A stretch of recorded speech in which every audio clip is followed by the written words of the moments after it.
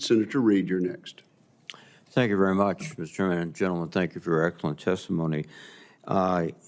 In the 2023 memorandum by the Deputy Secretary of Defense, one of the key points, I believe, is the direction to attract beneficiaries to the MTFs, which would increase the patient flow, increase the demands on physicians, et cetera, and also save money, they believe.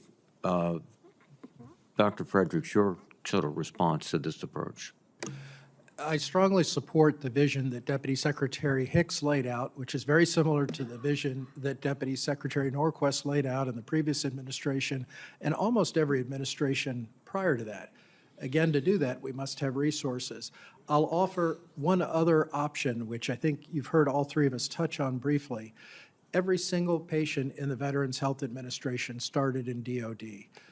I had the great privilege of commanding the DoD-VA joint venture facility in Anchorage, and I can tell you that when the patient walked in the door, they were taken care of by a joint team. It was far more efficient than building duplicative adjacent facilities.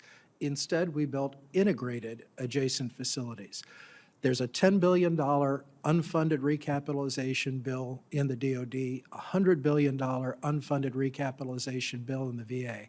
There are real opportunities to bring those higher acuity patients from the VA into the DoD facilities or bring DoD medical personnel into the VA facilities so that we are not wasting money on duplicative buildings and instead focusing our resources on the patients who need our care. Thank you.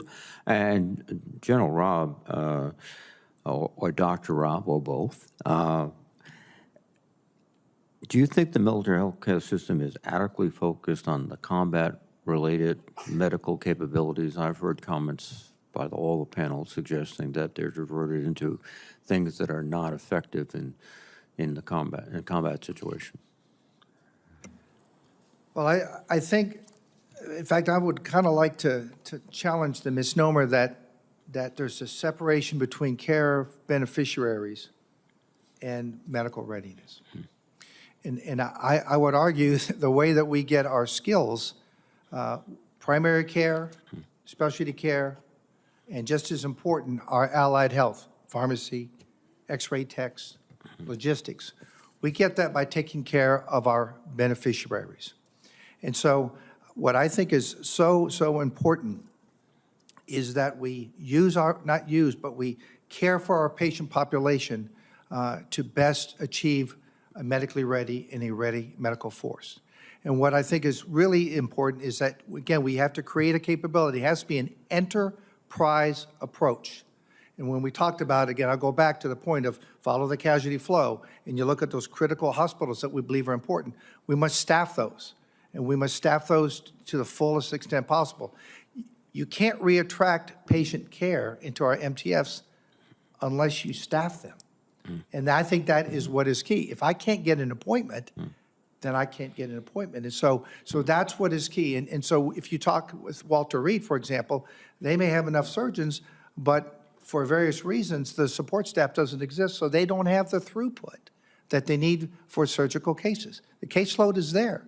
So what I think we need is an enterprise approach on how do we resource, okay, the full spectrum of support for our critical care hospitals and then make up the delta with our military VA partners and with our military civilian partnerships. Thank you. Dr. Kinnan, your comments, please. Senator, I think it's vitally important to have highly functioning premier medical centers that we can be proud of, that our surgeons and other specialists and allied health members want to be a part of. Right now, many of these facilities are shells of what they used to be. You heard about Wilford Hall. That was an amazing facility that did so much good for so many decades. The new incarnation, Brooke Army Medical Center, the San Antonio Military Medical Center, is also amazing, but it's sort of out on the vanguard by itself. We need other premier flagship centers, and I think we can do it. We've got the pieces in place, but we've got to commit to keeping the combat casualty at the center of our focus and make it happen. Thank you. My time is just about expired, but a yes, no, or perhaps answer.